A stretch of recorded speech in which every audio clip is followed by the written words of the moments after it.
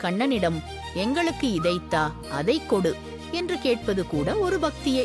இங்கே ஆண்டாள் கேட்பது தன் தனிப்பட்ட இன்பத்திற்காக அல்ல, ஊருக்கே நன்மை செய்யும் நோன்பு நிறைவு பெறக் கேட்கிறாள். அதுவும் திருமாலுக்குரிய திவ்ய பொருட்களாக கேட்கிறாள்.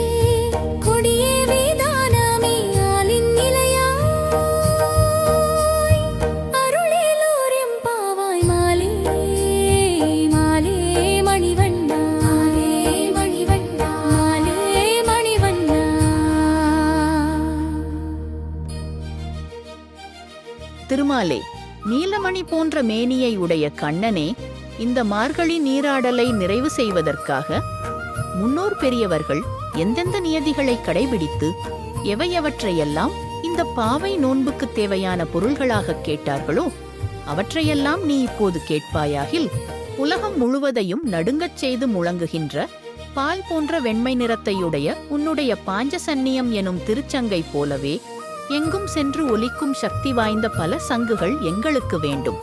மிகவும் பெரிய பறை என்றும் உனக்கு மங்களம் பாடி வாழ்த்தும் பல்லாண்டு பாடுபவர்கள், அழகிய அலங்காரமான விளக்குகள், உன் புகழை தாங்கி நிற்கும் வெற்றி கொடிகள், மண்டபத்தை அலங்கரிக்க மேற்கட்டி எனும் விதானம், பிரளய காலத்தில் ஆலின் இலையில் படுத்து உலகை காத்தருளிய பெருமானே, இவற்றையெல்லாம் நீ எங்களுக்கு அருளிச் செய்வாயாக.